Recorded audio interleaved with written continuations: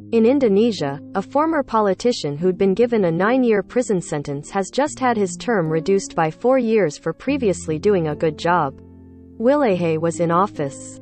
Originally, Edi Prabowo, who'd served as the country's maritime affairs and fisheries minister, was given an additional 4 years of prison on top of his initial 5-year sentence after the Jakarta High Court took a dim view towards his appeal against the first sentencing handed to him by the Jakarta Anti-Corruption Court in July 2021. In its verdict, the Supreme Court cited Prabowo's supposedly commendable work during his time as a minister, despite the fact that he was convicted of taking in 25 billion Indonesian rupiahs bribe from a businessman in exchange for a decision to lift the ban on lobster larva exports, and even appointing the company as the sole shipment provider for such exports.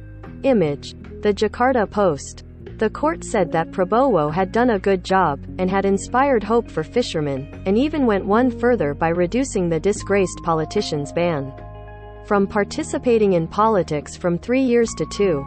Unsurprisingly, the decision has not gone down well with members of the general public, who have cited the scenario as just another example of the country's judicial system being too merciful towards politicians convicted of corruption. Ironically, many also have labeled this as another of corrupt activity within the country's judicial system. On Transparency International's World Corruption Perceptions Index, Indonesia sits in 96th place among 180 countries, with a score of only 38 out of 100. Despite improving 1 point from 2020, the score doesn't place the country in any sort of enviable position relative to many others on the list. According to the US-based ethics, risk, and compliance firm GAN Integrity, Indonesia's judicial system is rife with corruption and subject to political influence, with bribes being taken at all levels of the judiciary, including court verdicts and appeal courts.